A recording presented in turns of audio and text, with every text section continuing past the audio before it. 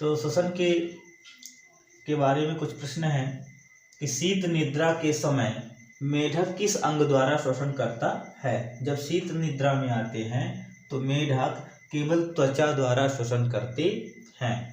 ठीक है। दूसरा प्रश्न, श्वसन क्रिया का मापन किसके द्वारा किया जाता है। श्वसन क्रिया का मापन रेस्पायरोमीटर है ना, रेस्पायरोमीटर द्वारा किया जाता है। फिर तीसरा प्रश्न है, श्वसन क्रिया के अंतर्गत ग्लूकोज के एक अणु से कार्बन डाइऑक्साइड के कितने अणु बनते हैं।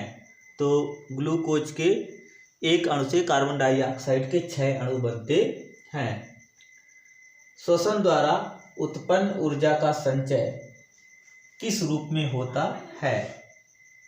तो इसका संचय एटीपी के रूप में होता है, एडिनोटाइफास्फेट के रूप में होता है। श्वसन में रुधिर का कौन सा घटक ऑक्सीजन का अवशोषण करता है। श्वसन में रुधिर का कौन सा घटक ऑक्सीजन का अवशोषण करता है। ते करता है लाल रक्त कणिकाएं, लाल रक्त कणिका यानी आरबीसी।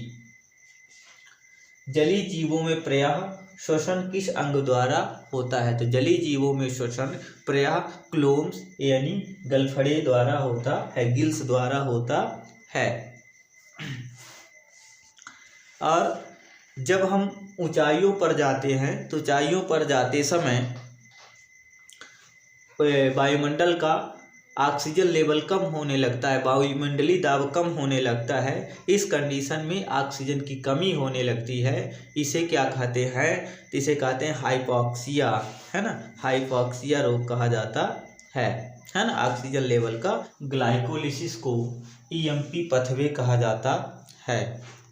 तो इसका कारण है कि ये 3 वैज्ञानिकों के नाम पर ही इसे ग्लाइकोलिसिस को ईएमपी पथवे कहा जाता है।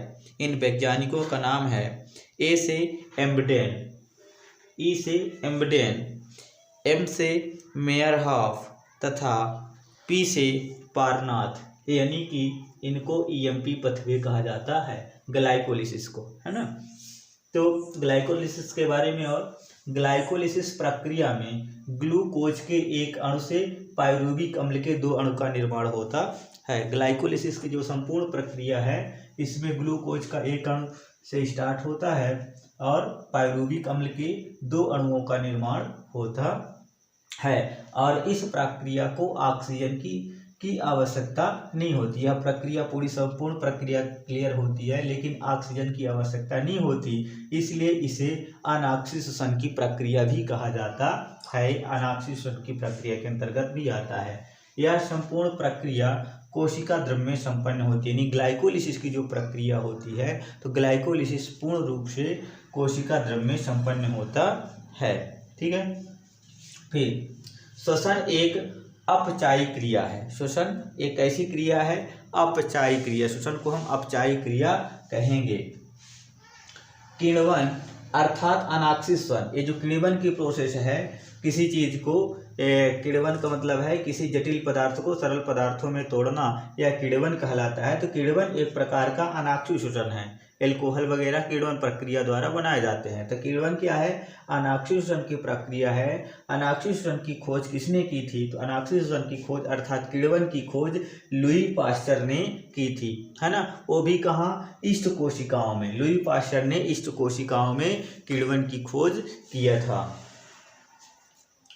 फिर श्वसन क्रिया में वायु के किस घटक में कोई परिवर्तन नहीं होता, है ना। श्वसन क्रिया जो होती है इसमें वायुमंडल में कार्बन डाइऑक्साइड, ऑक्सीजन, ये सभी चीज़ें होती हैं। तो किस में कोई परिवर्तन नहीं आता। तो नाइट्रोजन में कोई परिवर्तन नहीं आता, कि नहीं होता, क्योंकि नाइट्रोजन का उपयोग श्वसन क्रिया में नहीं किया जा सकता है। ठीक है ना। ठीक है, धन्यवाद।